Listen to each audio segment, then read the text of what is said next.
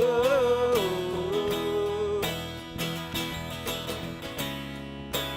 oh, we travel different paths with beautiful people with messy pasts, so have no fear, no judgment here. Whether you believe in Jesus or don't believe in anything, something you can teach us. You belong, no right, no wrong. Lean into grace, help us make a place with an open table where no one's turned away. We'll love without why, no one asks you why. Finding God in people, sharing hearts as equals, where you are held in light, and good news is on your side. Whoa.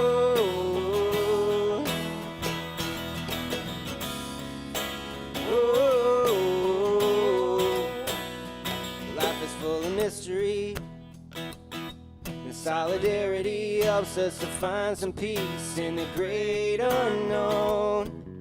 You don't have to be alone. Lean into grace, help us make a place with an open table where no one's turned away. We'll love without why, no one asks you why. Finding God in people, sharing hearts as equals, where you are held in light, and good news is on your side. Whoa.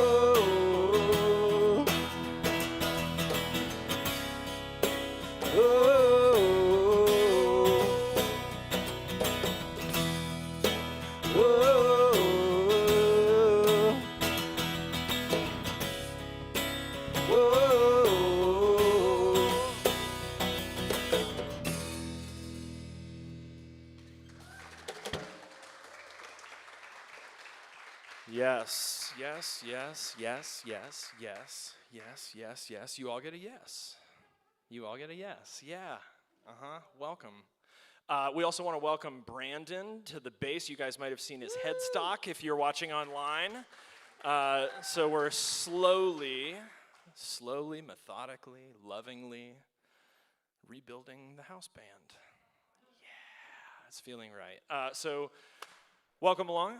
I'm Ben. I'm the pastor of the church. I'll be the host for the service tonight here in gorgeous. The furniture's outside because the weather is right in Florida. Beautiful downtown DeLand. You may be joining us from anywhere in the world at wearecollectivechurch.com, where you can subscribe to stay connected. Let's get into it. What do we have going on tonight, Fred? Good to see you, by the way. Good to see you as well, Ben. Thank you. Let me open this iPad so that I have a little map for what we're doing tonight. Some of you, let me look around. Yeah, this is cool. I've gotten to actually say this the last few years. Some of you, this is like you're into the hundreds in the number of services you've had with us. Some of you, this is your first time with us tonight. It may be your first time in anything like a church in a long time. And regardless of what you believe, that's an act of courage and an act of faith, and so we honor that. Thank you. Your perspectives, they make us fresh. They keep us alive. So let's respond by a show of hands, because there's still a little bit of, there's got both hands up already. Yeah, how many of you guys this week, just by a show of hands, this week was, yeah, excellent. So some people are like, what are they doing? I don't understand. This week was a lot for those of us that immediately put both hands up without any need for a qualifier. This week was crazy. I heard that from tons of people. Like, I was talking to people Thursday that were like, what are we doing? Wasn't this morning Monday? It just was like, whew, it was a week. It was a tough week and a good week. Some things ended for me this week that were really tough, but they needed to end. You know when something's done, like something's over, and it's time for that to end, and it sucks, and it hurts, and it doesn't feel good, but it's right. It's time to end. So stuff ended this week, and stuff that I couldn't have designed, could never in a million years have engineered, stuff began this week. And I just want to draw attention to the fact that just regardless of your theological tradition, death and resurrection are just how things are. It's just how things are. And like we can debate the finer points of theology and traditions until we're blue in the face, but I had some really good death and resurrection this week, and I'm grateful to be here to share that with you and to hold that with you guys, so thank you. So I want to begin. We've done this the last few weeks, and I think we're going to keep doing it because it's become pretty important to me. We're going to begin by bearing witness to the courage that it takes to gather, and we want to honor that courage with belonging, to say that you all belong here, that those of you who are following along online, you belong with us. So whether it's a long time or your first time, you belong. Everyone around you adds value, and during this time, in this community, during this hour, everybody's equal. So in person or online, live now or later on, whenever, wherever, your presence makes us who we are. Welcome. Liturgy means the work of the people. It's not religious entertainment, although that opener kind of crushed. We got to say that had some bass in it, which added, yeah, okay, so there is some entertainment, but we're not about religious entertainment. We're about spiritual formation. That requires us to do work together. That means that Freddie and I can't do the work for you from the stage. Spiritual formation requires your participation.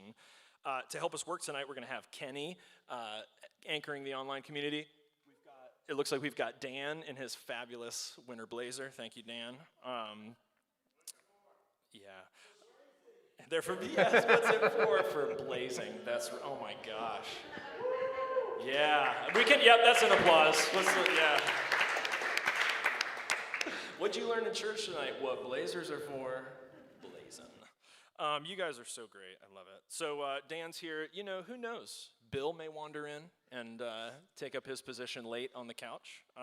He may not. Maybe you guys may be called up into one of the first in a long, long, long time of Choose Your Own Adventure liturgy. We've got a wireless mic now. Oh my God! Thank you. Let's get a round of applause. So I'm not comfortable with it. I'm sure you guys aren't comfortable with it, but apparently God has made me a seer. I'm predicting when Bill comes into rooms now. So anyway, all this to say, how about also just for a hand for everybody that makes this happen, our volunteers, everybody that runs it. Thank you, guys. All right, so where are we? Kenny, anybody online that we want to say hey to real quick? Jim and Jay are both watching online. Awesome. Hey, Jim. Hey, Yeah. Jay. I asked Jim how the swamp was, and he said it was cold, rainy, and overcast. So. Man, that's not what you're always looking for when you go on a swamp trip. Cold, rainy, and overcast. Hey, Jim. Hey, Jay. Good to see you guys. We've been talking for maybe the last 6 weeks about fear and sort of building a foundation for how we understand fear. So we've looked at it very personally from our sense of ownership of our own fears. We've tried to understand the way that stories influence fear and our experience of fear. And we've talked about the science, the amygdala, the way that we've got these things that can be gifts, but they also can be really, really abused if we don't learn to manage them. And so tonight we're going to get into the first of 7 specific fears over the next 7 weeks. And tonight is the fear of not having enough. So just sit with that. Let's see how that affects you. I don't care what you think. See how this feels. Figure out where your energy is around the idea of not having enough, huh? So Brandon, come on back up if you're gonna jam with us. We're gonna play some more music for your reflecting joy. Go for it.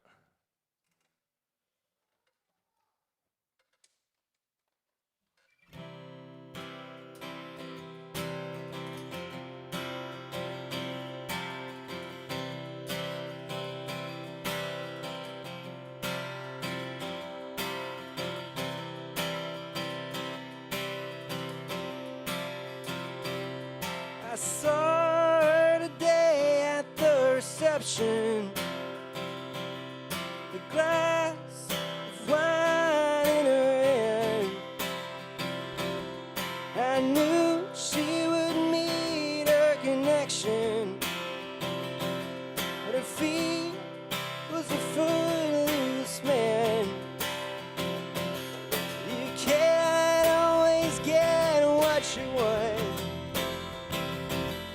You can't always get what you want. You can't always get what you want. But if you try sometime, you might find you get what you need. Oh, you get what you need. Oh, I went down to the demonstration to get my fair share of abuse,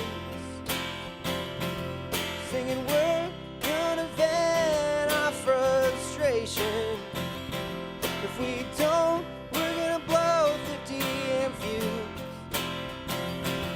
You can't always get what you want. You can't always get what you want. You can't always get what you want. But if you try sometime, you might find you get what you need. Oh, you get what you need. Oh,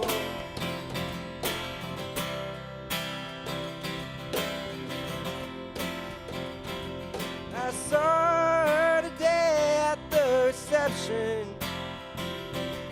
a glass of wine in her hand. I knew she would meet her connection. At her feet was a footloose man. You can't always get what you want. You can't always get what you want. You can't always get what you want. But if you try sometimes, you might find you get what you need.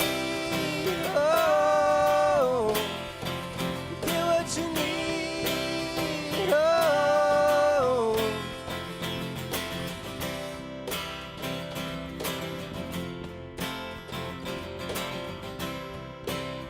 All right, all you.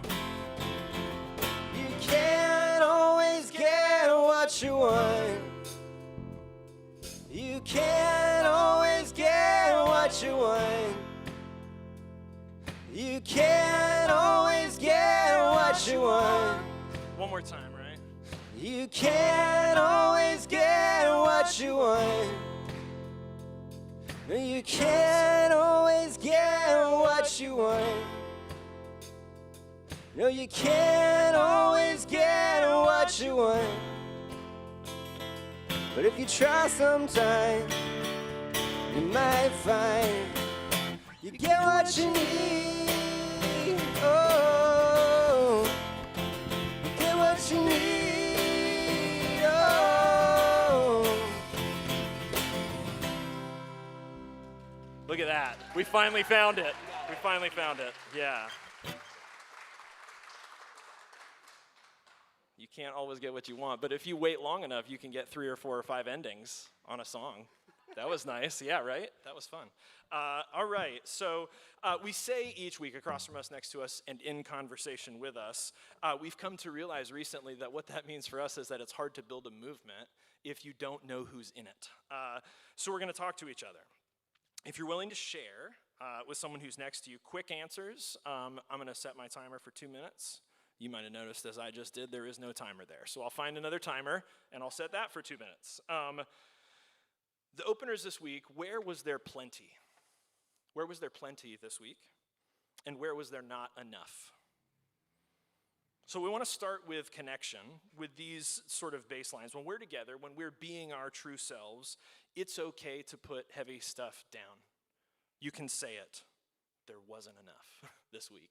It's also okay when we're being our true selves, when we're together, it's okay to hold significant good things up. And you can say that too. There was plenty. There was enough this week. There was plenty. So it's okay to put heavy stuff down. It's okay to hold important things up. Where was there plenty? Where wasn't there enough? 2 minutes. Go, if you don't want to share, you don't have to share. Put them in your head. That's fine. Reflect. 2 minutes. Go. Chat with somebody. Get to know them.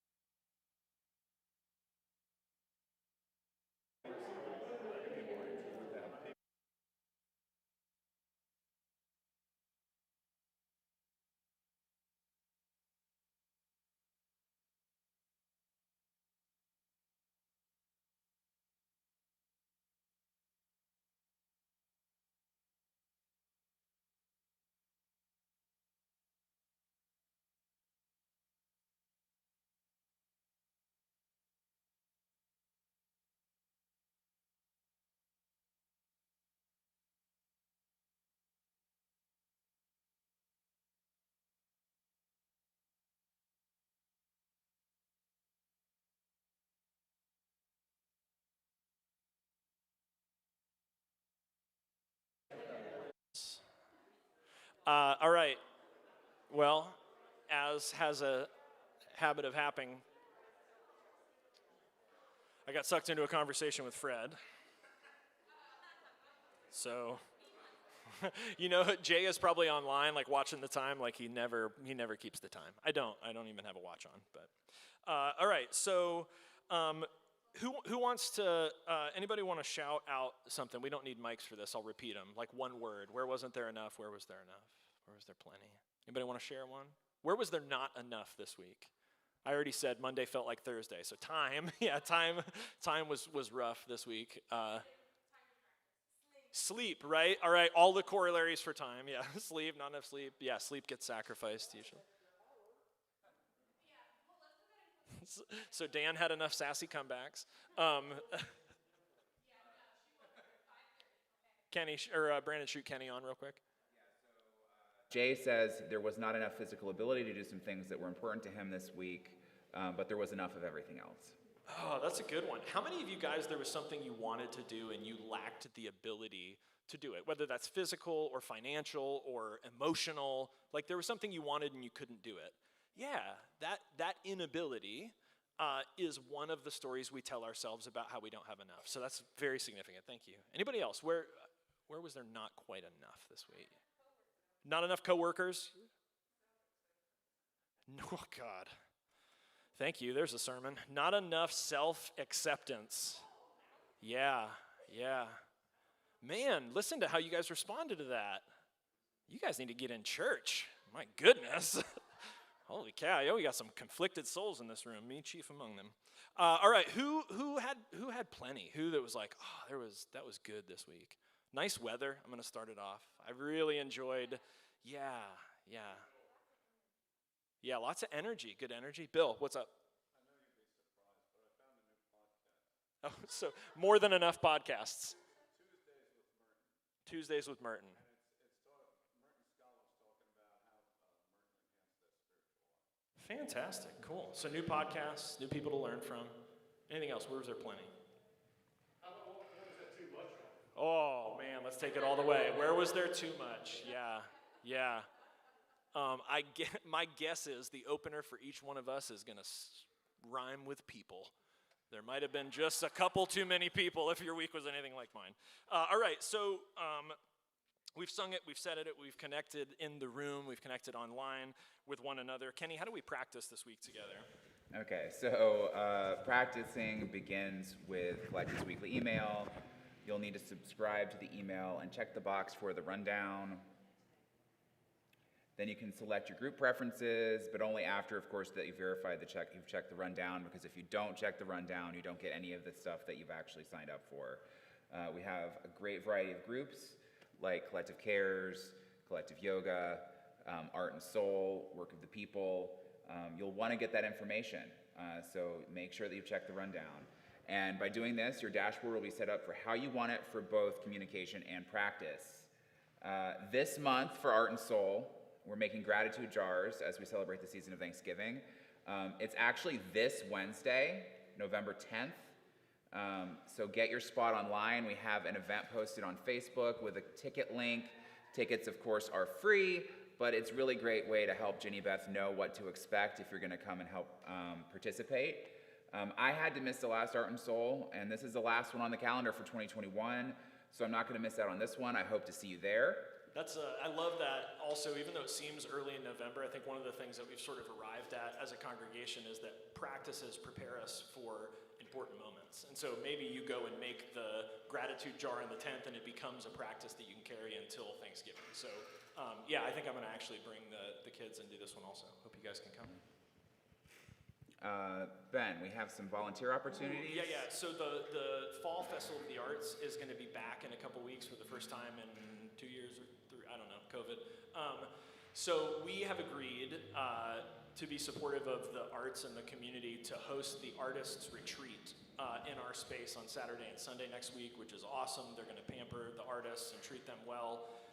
We need people who if you did the volunteer survey, you're one of those people that said, I want to make a great first impression and meet other people. We need a couple people at a time to be hosts here during that time of the weekend.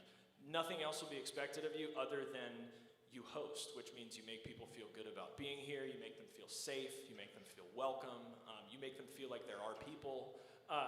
So if you can be here and like make sure that things don't get stolen and that the doors are locked when we're done, we're not going to do a big elaborate sign up. Find me if you'd be willing to be a host during that time. That would be really helpful. Otherwise, we're going to have to pay some people to be here, just so we can keep an eye on things. That's a part of having a venue like this. So that would be awesome. As a backup to that, if you have not filled out the volunteer survey, that is going to help us more than anything. I think Kenny and I and Josh are going to get into that in the next week or so and start matching up what you guys have told us with the needs we have.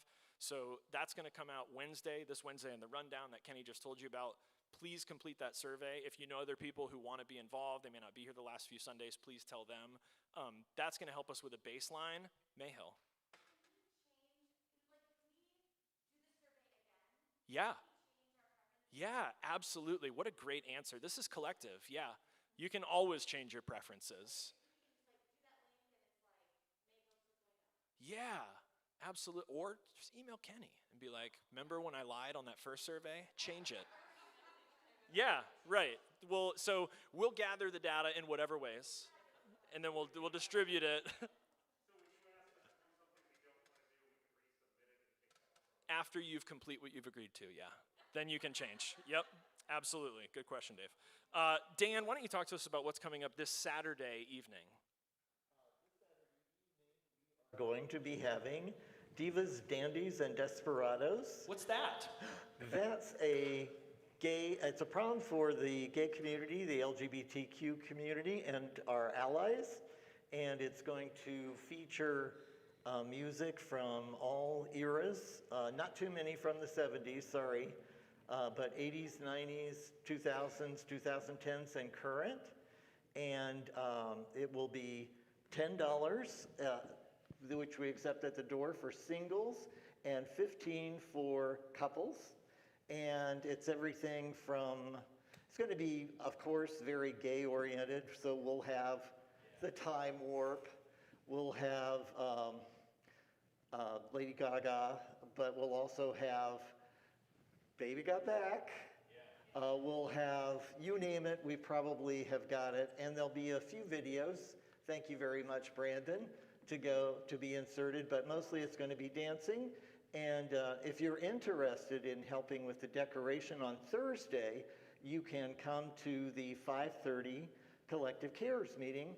Also, there's going to be a little dance surprise. So if you have any dance talent, you may want to come on Thursday in case you are interested in performing on Saturday night. Can I just summarize for those of you who may be playing along at home? If you're interested, if people ever ask you like, what's going on in your community? You know, what's going on in your community this weekend? Gay prom. But also, what's going on at your church this weekend? Gay prom. How can I be involved? Come dance. I just want to name well, I don't know why we're not all doing backflips right now. This is exciting stuff. Thank you, Dan. Thanks for helping us to be able to help. One thing that was very positive, of course, I chose to distribute flyers downtown during the homecoming parade while it was raining. Oh, wow. Yeah. And I was soaked from head to toe, but I was feeling so good because every person I ran into downtown was excited, loved the flyers, wanted to encourage people to go. Yeah. And a lot of them that are store owners or shop keepers wanted to come also. So I was I was on a high. I was on a high. Absolutely. Yeah. Well, let me add to that, because I don't mind telling you, this is going to surprise many of you, because you look at me and you think there's absolutely no way. I had a wedding last Saturday night, and it was at the Museum of Art in downtown Orlando. It was gorgeous, black tie affair, all the beautiful people, all the money. And they had a 9-person live band. You can tell I like music. I haven't seen or experienced music like that in, 2.5, 3, it wasn't like I had that concert right before the pandemic, so it's been years. And I don't mind telling you, I danced, and it felt pretty good. And that's not me, but it would have been disrespectful not to move. It was so good. It was really good. So there's a part of me that's considering participating in the dance number, if that tempts anyone else to join me. Yeah, Mary. Videos or it didn't happen. Yeah. Okay, everybody online is like, yeah, for sure. Okay, so that's what's going on with that. Anything else, Dan? No, just getting ready for that, and then... We're going to commit to taking credit cards, so then Dan and I will make sure we have a way to take credit cards. And what's the date again? Saturday night, 6:30, right? 7:30? No, Saturday night, 7. 7 to 10, 3 hours of dance, all kinds of dance music. Yeah, awesome. Everything from Love Shack, you name it, we're doing it. What about Cher? We're doing Believe. Good. Because it's so gay, we have to do Believe. All right, let's give a hand to Dan. Support Collective Cares if you can. Thank you, guys. If you guys have not heard of, or you've not been around in the recent past, as we've started talking about it, we're going to have an open house for the DeLand Counseling Co-op. The DeLand Counseling Co-op is sort of a mission that emerged from the congregation, is now an entirely separate entity that's renting space upstairs. I'm not going to go into the whole thing. They do great work. But if you want to know more and you want to be supportive, come to the open house, meet the counselors, hear the mission, tour the space. There's going to be light refreshments from Bake Chop. Yeah, you're like, I don't know if I support, what? Bake Chop? Well, yeah, mental health, for sure. That's important. So come out and help. You'll get some Bake Chop. That's going to be this Tuesday, November 6th. That's going to be next Tuesday, November 16th. Ron will read whatever's on the prompter. November 16th, 6:30 is when people are going to roll in, and then right at 7 we'll start the tour. 7 we'll do the presentations. RSVP, go to DeLandCounselingCoop.com. Don't think you can do it on Facebook, right, Dave? Go to the actual website. Oh, good. Yeah, helpful. Do both. All right. I think that's us. Yeah.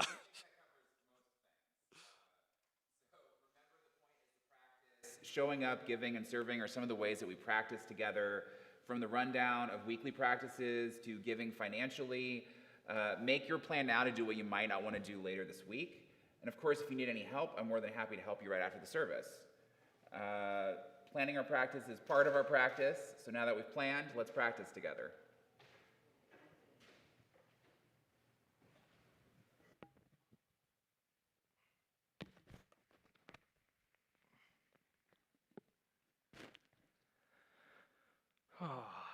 All right.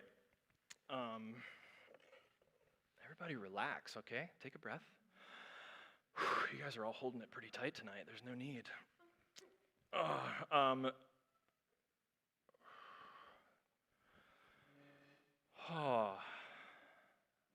I've had the gift of getting a little more tuned in with my energy this week, and what I've learned is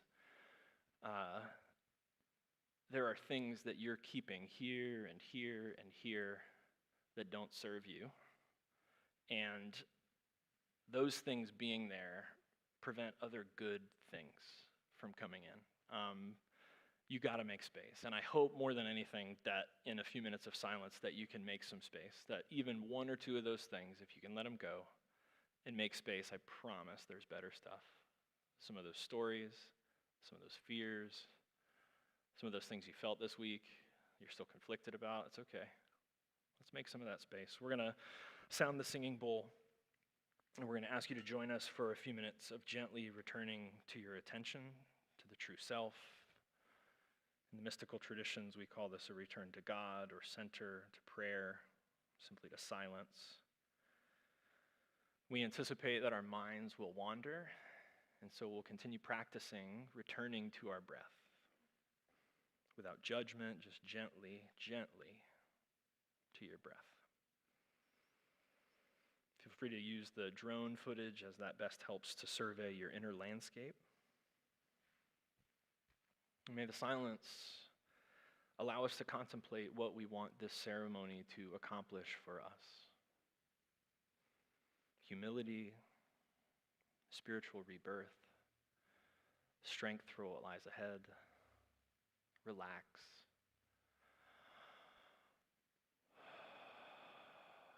It's all right.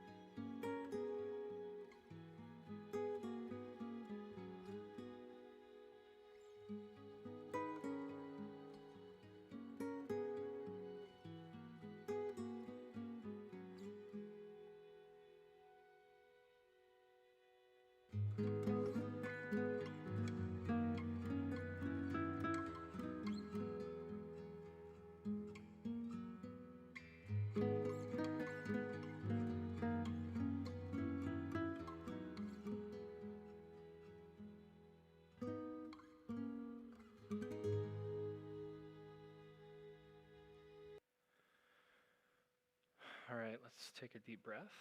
Sort of come back to your attention and your awareness. You can open your eyes. Creaks and cracks.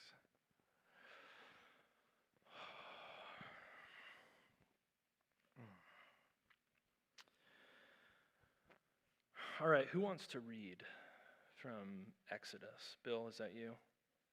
All right, let's do it. So this may be familiar to you. This is a story about a bunch of people that got lost in the desert. Go for it, Bill. Exodus 16, 1-4.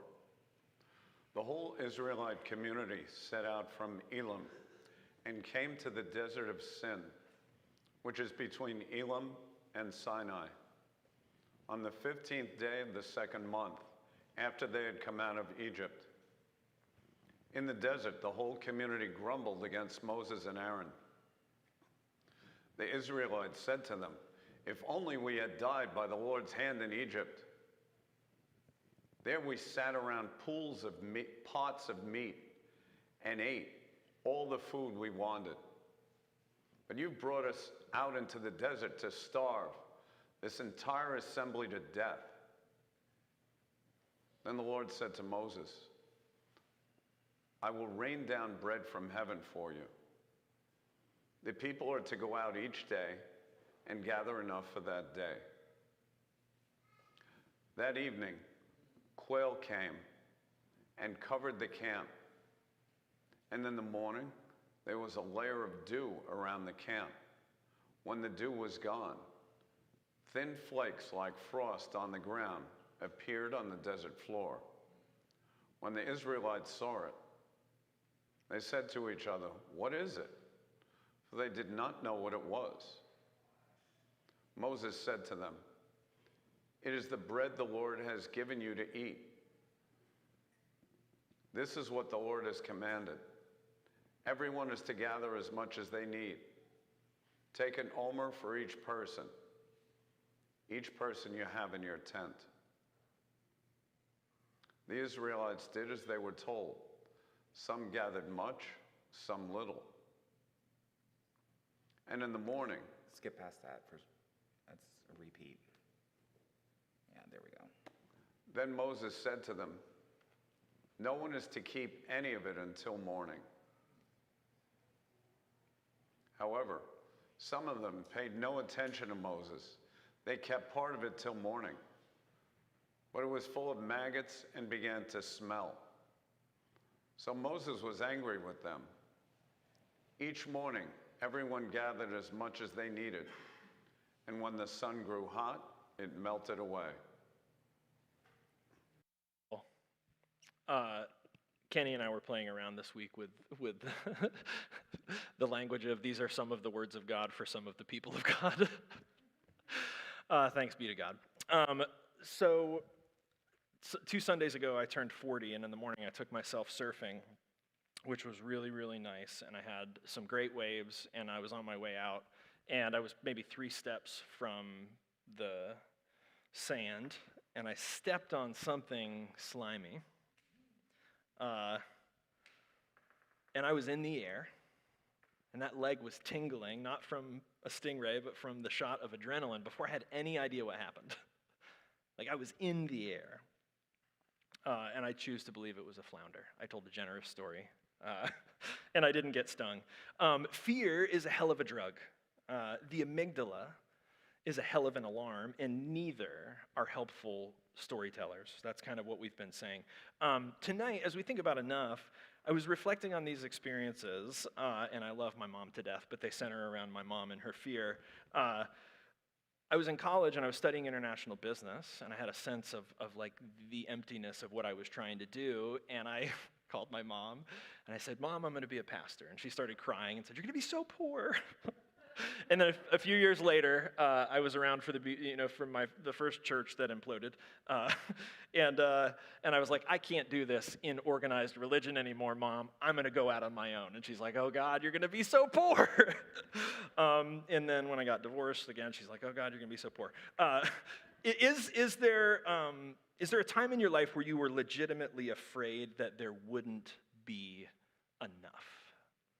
Jess. Yes. Hold on. Stand in. Thank you.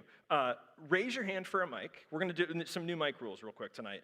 If you're willing to say your name, you just say, hi, my name's Jess. We're all going to say, hey, Jess. And the reason is, listen, because I know it seems stupid, but it's important. I'm totally stealing this from recovery. I'm stealing the thing, like saying each other's name. And the reason is, we're not modeling a lecture. We're modeling a conversation. And so when you share with us, if you're willing, just say your name so we can say, hey, and then we're having a dialogue. We're not talking to each other, we're talking with each other. When we model this, conversation with conviction, really another name for that is a culture. We're modeling how a community works, or how this community works when we're together. So, Hi, my name is Beth. hold on, wait for the mic. There's all these new rules. I know. I can only listen. 2 new rules at a time. Do I have to push the on button? or- No, you're on. You're on. Hello. Go. Hi, my name is Jess. Hey, Jess. There was a time when we didn't have enough. We were an Army family at once, and we didn't have enough to eat. Thank So, you. Thank you. Simple. Yeah. Sure. You want to throw that one to Bill? And yeah. Oh my gosh. If anybody wants to be a volunteer runner, also, today, guys. if you guys send us a resume, if you've got any like ball boy experience or anything where you're like running and anything like that, would be great. Go ahead, Bill. I went to the best wedding of my life. It happened to be our wedding. Yeah. We had the best band, Boston Burglars. We had the best food from this restaurant down the road. It was a great VFW hall. It was the best wedding I ever went to. When we counted the gelt, which is the money that the guests give you, we had 100 people there. We had $300 that we got for our wedding. Wow. And I didn't think that was enough. Yeah. I think you may be right. I think you should take it up with the wedding police. I think that may be the case. Anybody else? And I don't want to underplay Bill's, but legitimately afraid that there wouldn't be enough. Dan. I think looking back on it, it was really nothing. But at the time, I was really frightened. I was living in California, and I couldn't pay my rent. Yeah. And my brother sent me enough money to pay for my back rent and was flying me to Florida because I had no money left. And so I lived in my car for 3 days, and I thought that was awful. Yeah. And then I realized how many people don't have a car to live in. Yeah. And I realized my situation was nothing. Yeah. Nothing. But I didn't starve. Yeah. I had plenty to eat. My brother sent me a ticket to get on a plane. Yeah. And I ended up in Florida. So I didn't think I had enough, but I had a lot more resources than other people did. Sure, absolutely. And that's one of the that's the sermon tonight, is that this fear that there's not enough is a story. And as we're going to say over and over and over, the story usually is that there is enough. And if we keep telling that story, maybe we'll start actually experiencing that there's enough. Lewis. I'm Lewis, Hey, Lewis. and some of you might remember the gas shortage back. Yes. Well, I had my little 1969 AMC Javelin. Fortunately, it was a 6-cylinder. I still have that Javelin at home. But I was afraid I was not going to have enough gasoline to get me back to Lancaster, Pennsylvania for seminary. So I get down to a half a tank and I start, and then praying. And fortunately, I did get enough gasoline to make it back to Lancaster. But that was a real fear because you could end up stranded on the side of the road if you didn't have enough gas and so on. Yeah. Thank you. Thank you. All right, I know we could keep doing this, but for the sake of time, we're going to go. So we've had these experiences with there's not enough. Let me kind of close with this one, or close the discussion. And we won't go into detail, but the thing that, as you all were sharing, the thing that kept coming back to me was, what about this experience that we've all had? And it may be that there's a situation where we don't measure up, but usually it's more inside. We've had that experience of I'm not enough. Like, I don't have the capacity to do what life calls for. In this season, I'm not enough. I can't do it. I can't think the right thing. I can't perform the right way. I'm not enough. I want to acknowledge that because I think somewhere at the core of what we're doing, we're after that. That's the true self-work. Maybe we'll get into it tonight, maybe not. I also want to acknowledge the privilege of asking that question because there's also literally 16,000 people in our county that don't have enough affordable housing. we have the privilege of talking about our spiritual experience of our relationship with enough. That's huge. That's luxury. That's privilege. And there's very real not enough all around. And so we have to hold those in the same hand, which is why we're always talking about doing justice in that way and in this reflection. So we know this fear of not enough in our experience. We know it in our hearts and in our bones and in our guts. We know the fear of lack, the fear of scarcity. And we've been saying that over and over this fall. And we've said this in a few ways. Gareth Higgins, who wrote this book, How Not to Be Afraid, he says, shelter not only removes us from the hardship of the rain, it changes the way we think about the mountain. This is what shelters always do. They remove burdens and reframe perspectives. And so that's what we're kind of doing this fall, is building these shelters, telling new stories.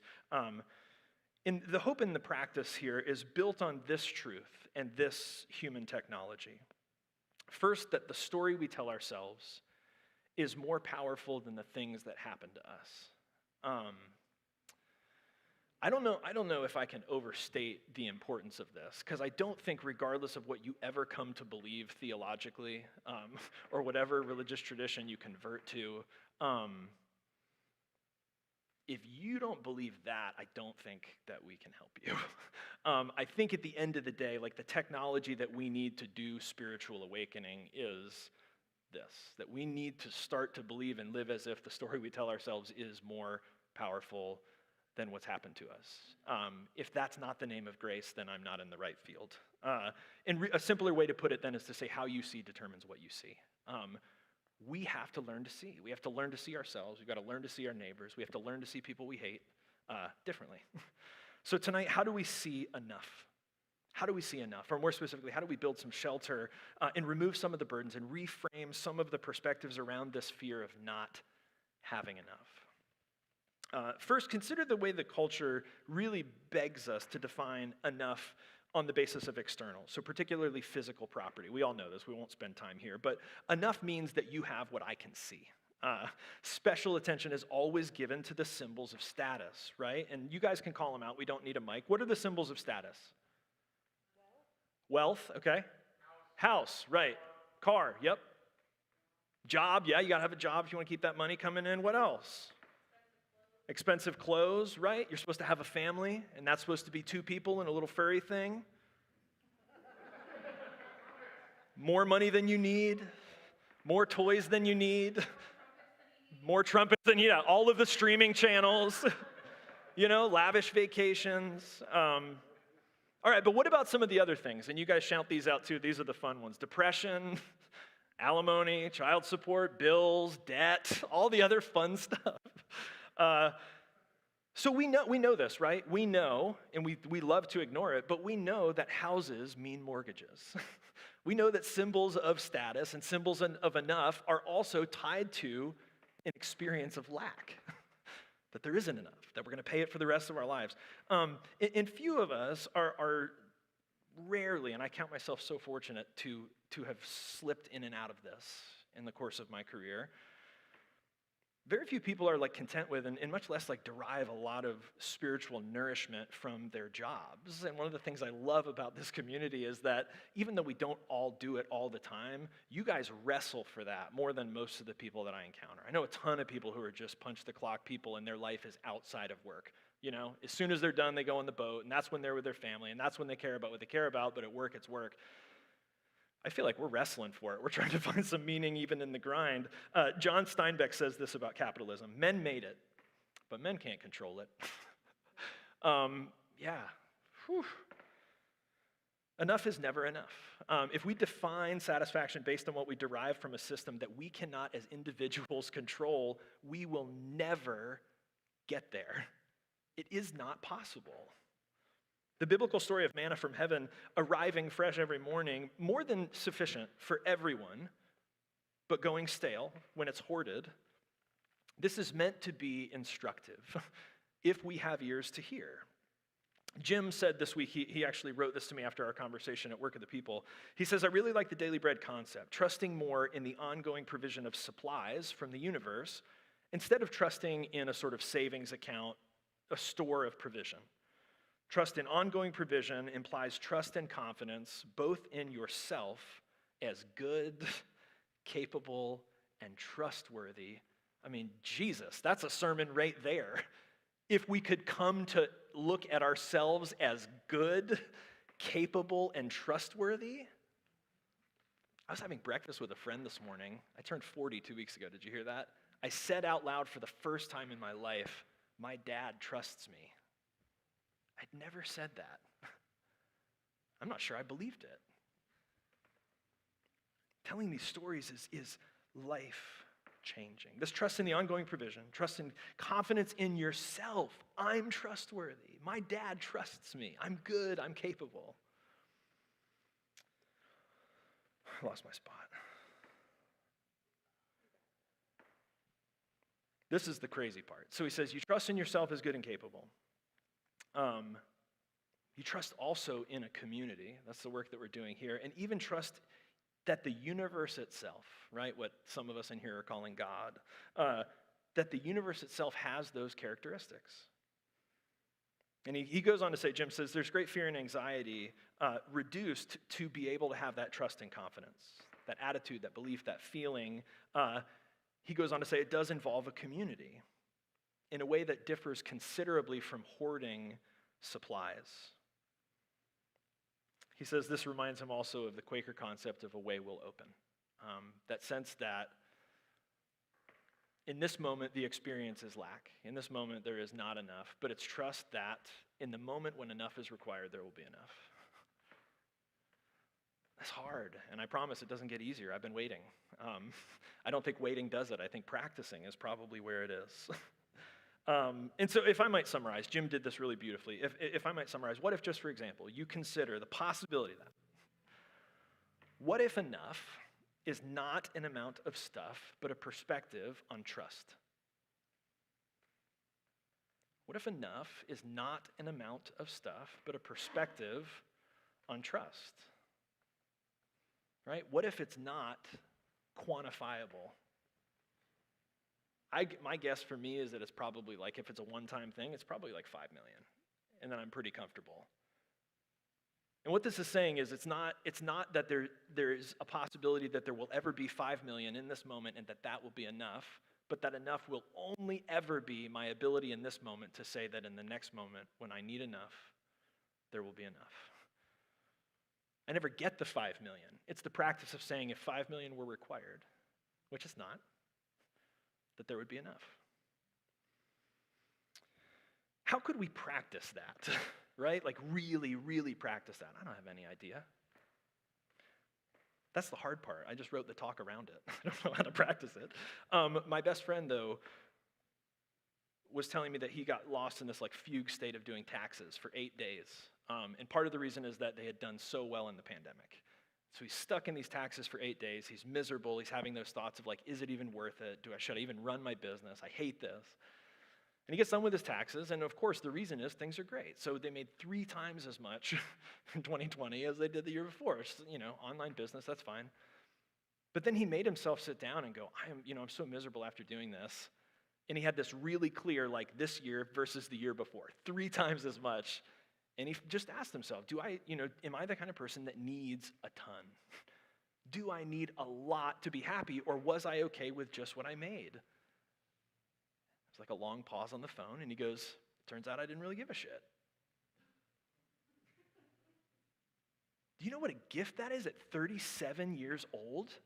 Highly successful business owner. But to have that, to not be chasing enough for the rest of your life? Bill, would you read this poem for us real quick? Vonnegut.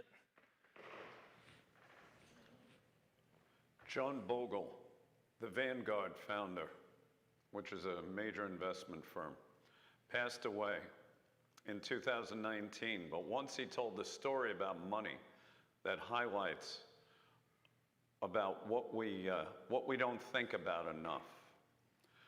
Out in Long Island, I don't know if you're familiar with the map of Long Island, it goes out like this, and there's 2 forks. Right in the middle is a big island, it's called Shelter Island. And these guys were out there at a big party. Shelter Island is a place where millionaires and billionaires have summer homes, like people like Billy Joel. So at a party given by one of the billionaires on Shelter Island, Kurt Vonnegut the famous author, informed his pal, Joseph Heller, who was another famous author, that their host, a hedge fund manager, had made more money in a single day than Heller had earned from his wildly popular novel, Catch-22, over its whole history. Heller responded, "Yes, but I have something he will never have. Enough." Enough. I was stunned by the simple eloquence of that word. Stunned for two reasons. First, because I have been given so much in my own life, and second, because Joseph Heller couldn't have been more accurate. For a critical element of our society, including many of the wealthiest, most powerful among us, there seems to be no limit today on what enough entails. This is the work that we're doing, and it's not, I mean, there are many people in the congregation who have given their life to doing this work, to trying to figure out how to heal some of the mental health stuff that goes with not enough, some of the anxiety that comes with not enough. The knowledge that we have enough, how do we practice it? And that's, right, I was talking to a friend who was like, when I had real challenges, I was like, I should see a professional. Like, I should go see a mental health therapist. I should figure this stuff out. And they were like, I never once in my life have considered seeing a religious professional. Yeah, this is the work that we're doing, and that's a valid question. Does spirituality help us to address that psychological feeling that we'll never have enough? I think it does. Jesus says, I'm gonna do this quick just for the sake of time. If you guys want to pray it with me, you can. I'm going to do the Lord's Prayer just in case you're not familiar. Our Father who art in heaven, hallowed be thy name. Thy kingdom come, thy will be done on earth as it is in heaven. Give us this day our daily bread, and forgive us our trespasses, as we forgive those who trespass against us. Lead us not into temptation, but deliver us from evil. For thine is the kingdom, and the power, and the glory forever. Amen. So we've got the image of manna in the desert. The people are in need, they're lost, there's not enough food. God says, I like this version of God. God says, you can have enough, but not too much. You can just enough for today. Jesus prays here, and it's sort of the same imagery, but he asks for daily bread. And like Jim was saying, this is not even the magic bread from the Exodus, right? This isn't even spiritual bread. You want to know what the sacred daily bread from Jesus' prayer, this is the most popular prayer in the world. It's the same word that was found on everyday grocery lists. For most of the Christian tradition, we thought of daily bread as like, put it on the altar. And in the 1960s, when they discovered the Dead Sea Scrolls in these caves outside of Qumran in the Middle East, they found hundreds of grocery lists with milk and eggs and arton epiousion, with daily bread. Right? Jesus says, give us this day, like if you're going to hit the store for milk and eggs anyway, get some daily bread. Normal ass, stale in a week, too many preservatives, far too much branding. Bread. Just bread. Just give us what we need to survive. And, Jesus says, you can't live on bread alone. So if it's not magic bread, that means the practice isn't in the substance. That means it must be in the asking. When I first got sober, I did it with Dottie, who I love, and she tunes in still online from the Great White North. Dottie made me ask. I wasn't sure what I wanted to do theologically with my own recovery. There's a lot of very conservative kind of, God's going to save the day. And I was like, I can't do that. And she's like, I don't care what you believe about who you're talking to, but you have to ask. That's how recovery works. You have to ask. You have to put yourself in a position of asking. Not directing, not being in charge, but asking. And so whether or not you believe in that kind of thing, I'm going to ask you to ask for us, for Collective, because we're in a season where we need our daily bread. We need what we need in this season to get by. And so if you're willing, ask that on our behalf. That'll shape us as a community to say we need what we need to get by. And that's tough to do when the future's on the line, because you want to make plans and you want to build budgets and you want to get, but also, let's just open ourselves to ask for enough, because that's what we need. And of course, the practice then, in the face of scarcity, in the face of not having enough, the practice is abundance, which is to practice the truth that there's always enough. The question is, can we bring ourselves to ask for it? Ouch, ouch, ouch. Of course there's enough. But we don't like asking. And it's been a while since kindergarten, so we're not real good at sharing. And we like to define ourselves by how different we are from other people, so we're not great at communicating. So how are we going to do this? I mean, Heather shared this really powerful way that a few years ago after her near-death experience, that one way for her to build a shelter from the fear of scarcity in the wake of medical bills, near-death experience, all that stuff, was so uncomfortable for her. But she made herself learn to ask for help. And that may be one of the most valuable spiritual practices she ever learns. And I hope you guys know it and can also learn it, to ask for help. Another one might be letting go. And that sounds simple. That sounds really simple, right? Oh, just let it go. But part of it is coming to realize that, and here, let's just do this. You guys are all holding on to something, right? You have pathologies just like I do. So just hold your hand out and picture the thing that you're holding on to. It's a person, a relationship, an arrangement of work.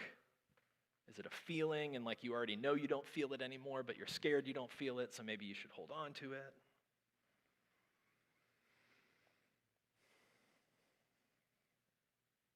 Now trust in this truth. Trying to hold on to what we already have always leads to scarcity. Trying to grasp that which we already have always leads to scarcity.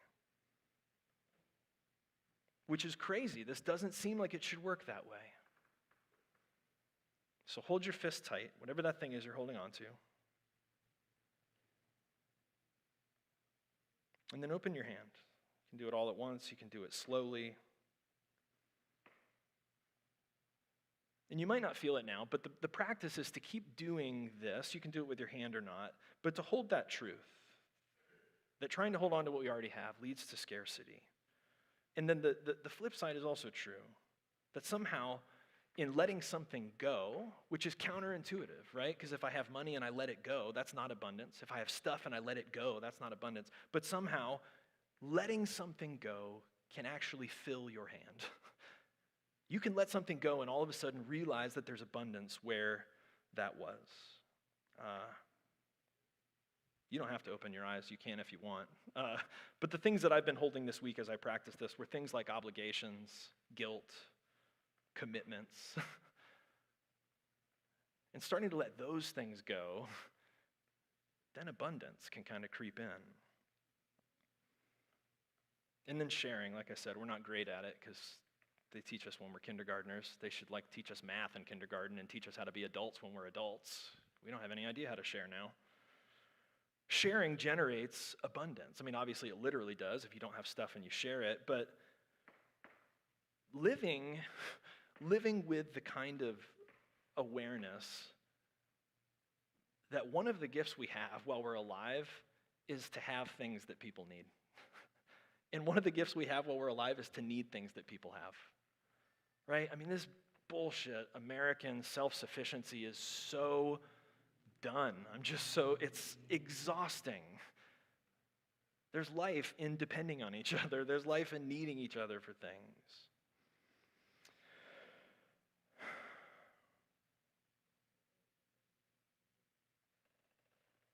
I think we'll close with this, just because it's one of my favorites. The fisherman is content providing for his family. He's on the boat 1 or 2 days a week. He's loving his community. He's learning, and he's dancing with the rest of his time, which is his passion. His neighbors do the same. Everybody shares what they have in this village.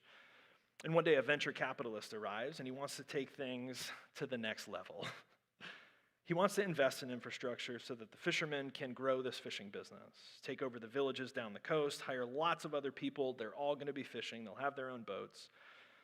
When the fisherman asked the investor what would be the point, the response was predictable. In about 30 years, you'll have enough to retire, the capitalist says. The fisherman is genuinely naive, and he says, what then? Then you could enjoy your boat. Maybe you go out a couple days a week. The rest of the time, you can enjoy your community, you can learn, and you can dance.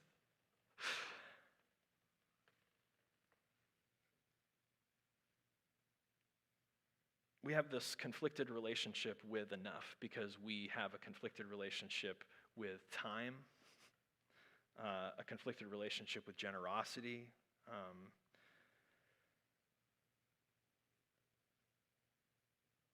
I wonder if you would give yourself the gift of sort of combining this. Well, just if you can do this practice just once this week, maybe set aside 20 minutes. Yeah, it's the school they always call. Silence. So make you know what? I'm gonna set the bar high for you guys. I believe in you. You can do this. Give yourself half an hour. And take the first 10 minutes and just sit, or 5 minutes. Sit until it comes to you. You're gonna wait for a name to come to you. And you'll know it when the name comes, or the person's face, or whatever. And then I want you to take out a real piece of paper and like a real pen and write them. Max of both sides of one sheet, right? This is not, you're not making amends. We're gonna talk about that next week. So this is, and listen, it's not even, I promise, it's not even about your relationship with this person. Don't overthink that. The deal is if you do this like once a week, part of what you're gonna realize is that there's enough. And this is a subconscious thing. It's not like you're gonna be like, oh, I wrote a letter and now my soul feels like there's enough. No, these are practices. It's ritual. It's telling yourself in these really subtle ways that there's enough, right? Choosing to be silent in the middle of your week is an act of resistance because every other voice in your life says, work harder, go harder, be distracted by the noise, get more things, impress more people. Maybe just be quiet and see what it feels like to try to connect with a person. And to realize, here's the other thing, to realize in that half an hour, that was enough. That was enough, that nothing else was required of you and that was good. So much more to say. We're going to come to this table. We're going to receive the Eucharist. This is a symbol for us and for our tradition of the materiality of our faith and the humanity of God. This is a reminder that we ourselves, body of Christ, body to be broken, and blood to be shed. The table of this unconditional belonging and transformative love, this table that was always and will always be more than enough, is open to us tonight and to all people, and no one will ever be turned away. When you're ready, feel free to come. Let's share with one another. Share with one another. That's the practice. Let's share with one another. This meal and these words, bread for the journey and nourishment for the soul. Come when you're ready.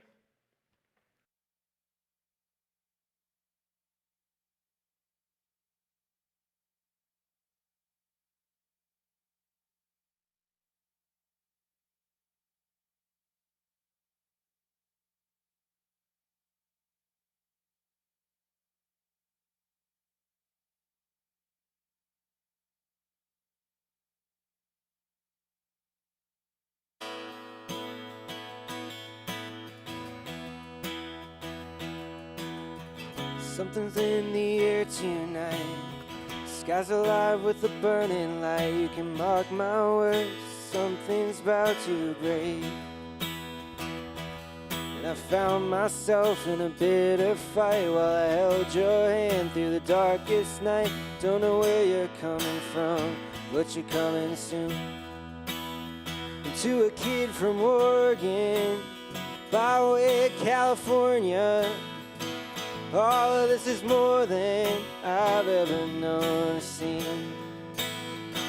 Come on and we'll sing like we were free. Push the pedal down, watch the world around fly by us. Come on and we'll try one last time. Foot for the floor, one more time to find you. Here we go, there's nothing left to choose. And here we go, there's nothing left to lose. I packed my bag and I headed east, where I felt your fire and sweet release. There's a fire in these hills and that's coming down. I don't know much, but I found you here, and I cannot wait for another year. Don't know where you're coming from, but you're coming soon. To a kid from Oregon, by way of California, all of this is more than I'd ever known or seen. The morning we'll sing like we were free. Push the pedal down, watch the world around fly by us. Come on and we'll try one last time. Pour for the floor, one more time to find you. And here we go, there's nothing left to choose. And here we go, there's nothing left to lose. I can still hear the trains out my window, from Hobart Street to here in Nashville. I can still smell the pomegranates grow. I don't know how hard this wind will blow. This wind will blow. The morning we'll see like you were free. Push the pedal down, watch the world around fly by us. The morning we'll try one last time. Go for the floor one more time to find you. And here we go, there's nothing left to choose. Here we go, there's nothing left to lose.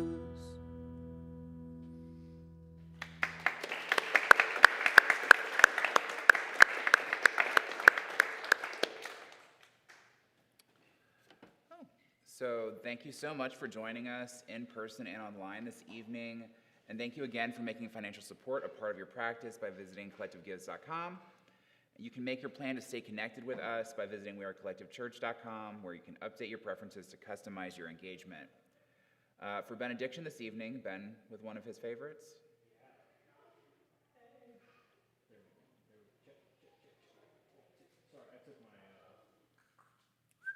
There we go. All right. I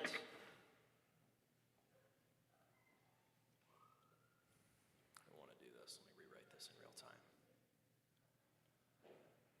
May the experience of enough that is harbored in the name of God go before us to guide us, behind us to encourage us, beneath us to carry us, beside us to befriend us, above us to watch over us, and in our hearts to bring us peace. Amen. Let's bring our hands together as a symbol of our intention, first to our foreheads for clarity of thought, then to our lips for clarity of speech, and to our hearts for clarity of action, so that in all that we say and do, love would be our first thought, our first word, and our first deed. Grace and peace.